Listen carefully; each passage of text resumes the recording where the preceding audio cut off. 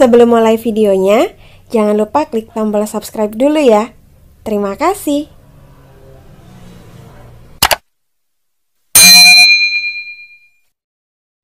Assalamualaikum warahmatullahi wabarakatuh. Halo para pejuang NIP, kembali lagi sama aku Santi Widiasari. Di video kali ini aku akan membahas tentang info resmi yang telah diberikan oleh BKN dalam media briefing online tentang mekanisme penentuan kelulusan CPNS bagi yang memiliki skor sama dan juga mekanisme tentang pengisian formasi kosong. Nah, buat kalian yang penasaran bagaimana mekanismenya, stay tune terus dan tonton videonya sampai habis ya. Jangan di skip agar tidak miss informasi. Nah, tapi sebelum itu, seperti biasanya, jangan lupa klik tombol subscribe dan nyalakan loncengnya agar kalian selalu update informasi-informasi terbaru yang akan aku bagikan di video-video yang selanjutnya. Jadi klik tombol subscribe-nya sekarang juga ya. Nah, langsung saja kita mulai pembahasannya. Sesuai dengan judulnya, pada kali ini kita akan membahas tentang mekanisme penentuan kelulusan CPNS bagi yang memiliki skor sama. Ini merupakan info resmi dari BKN dan semua informasi yang akan kita bahas di video kali ini berasal dari info resmi yang dirilis oleh BKN di media briefing online beberapa hari yang lalu.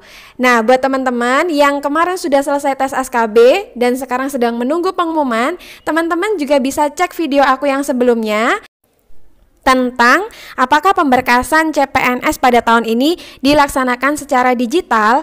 Nah, di sana aku sudah membahasnya dan aku juga membahas beberapa poin penting yang lainnya termasuk tanggal-tanggal yang telah dirilis oleh BKN. Salah satu tanggal penting yang dirilis BKN adalah bahwa pengumuman hasil integrasi SKD dan SKB akan dilaksanakan atau akan diumumkan pada tanggal 30 Oktober 2020.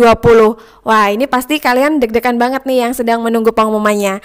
Nah, buat kalian semua yang sedang menunggu pengumuman, sambil menunggu pengumuman, kalian bisa menyiapkan berkas-berkas atau dokumen-dokumen yang nanti akan dibutuhkan pada saat pemberkasan. Aku juga sudah pernah buatkan videonya, kalian bisa cek di video yang sebelumnya.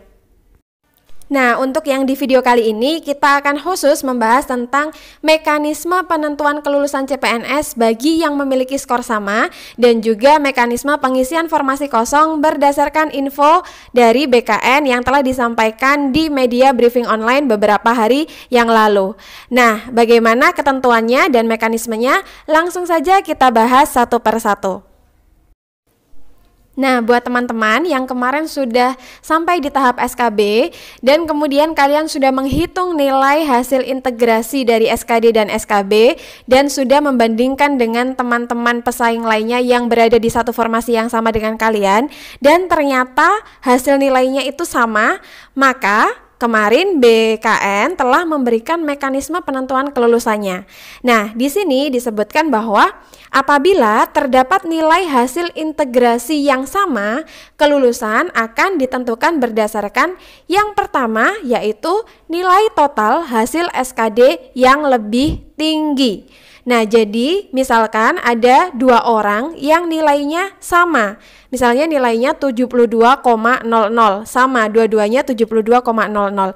Maka untuk penentuan kelulusannya, siapa yang akan lulus jika hanya diambil satu? Yang diambil adalah yang nilai total hasil SKD-nya lebih tinggi. Sebagai contoh, misalnya nilai total SKD si A ini lebih besar dari si B, maka si A yang akan lolos. Tetapi jika nilai hasil SKD si B lebih besar, maka si B yang akan lolos.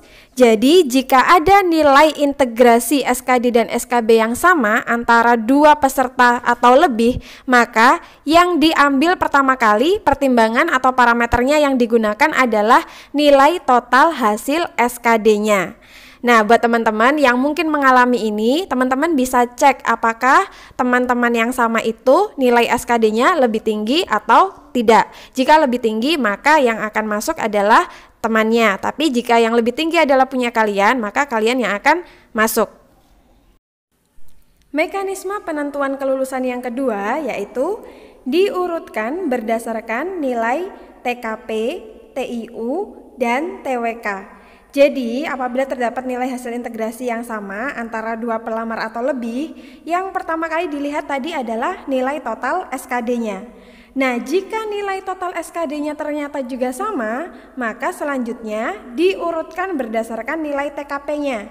Jadi dilihat nilai TKP-nya siapa yang lebih tinggi. Kalau sama, kemudian dilihat TUU-nya. Kalau sama lagi, baru dilihat TWK-nya. Tapi kalau TKP-nya sama dan TUU-nya sama, otomatis TWK-nya juga sama. Nah, ini adalah yang kedua.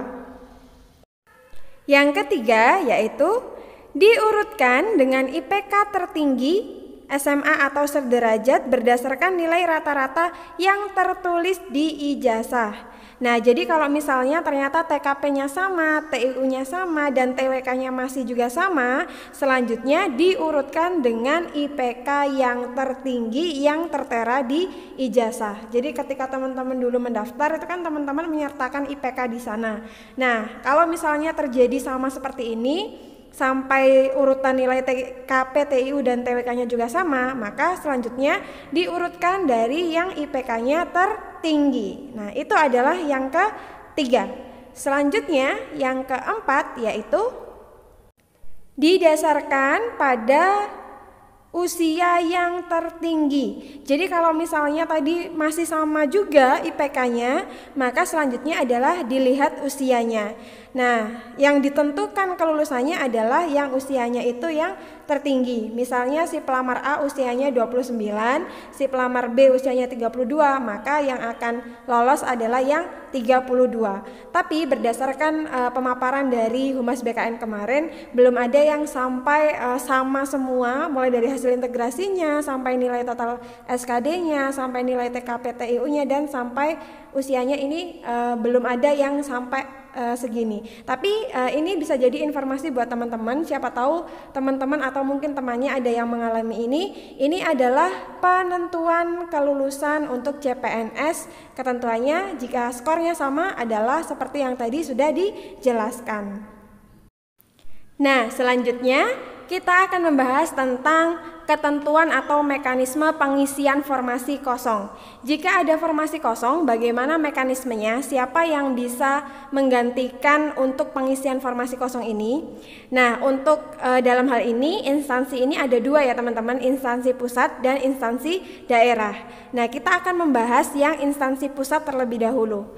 Nah, untuk instansi pusat ini, ketentuannya adalah formasi kosong dapat diisi oleh peserta yang melamar pada jenis formasi lainnya dengan jabatan, kualifikasi pendidikan, dan unit penempatan atau lokasi formasi yang sama, serta memenuhi nilai ambang batas SKD formasi umum dan berperingkat terbaik. Nah, untuk jenis formasi lainnya ini maksudnya adalah formasi yang ada di CPNS itu ada formasi umum, formasi khusus, dan formasi disabilitas. Nah, jadi jika ada formasi kosong itu bisa diambilkan dari jenis formasi lainnya tersebut gitu. Yang penting adalah jabatan, kualifikasi pendidikan, dan penempatan atau lokasi formasinya harus sama. Dan sudah harus memenuhi ambang batas SKD formasi umum, artinya dia sudah harus ikut SKB dan memiliki peringkat terbaik berdasarkan urutannya. Nah, itu untuk pengisian formasi kosong di instansi pusat. Selanjutnya, untuk pengisian formasi kosong di instansi daerah. Ini sama dengan yang pusat tadi, bahwa formasi kosong ini bisa diisi oleh peserta yang melamar pada jenis formasi lainnya, umum, khusus, dan disabilitas tadi, dengan jabatan, kualifikasi pendidikan, dan unit penempatan atau lokasi formasi yang sama, serta memenuhi nilai ambang batas atau passing grade SKD formasi umum dan berperingkat terbaik. Nah, ini sama teman-teman, jadi ketika daerah ada yang kosong formasinya, itu bisa diambilkan dari jenis formasi yang lainnya. Misalnya yang dibuka itu sebenarnya adalah formasi umum, itu bisa digantikan oleh formasi khusus dan formasi disabilitas, asalkan dengan jabatan, kualifikasi pendidikan, dan penempatan lokasi formasi yang sama. Nah, akan tetapi perbedaannya di sini adalah jika untuk instansi daerah itu ada pengkhususan.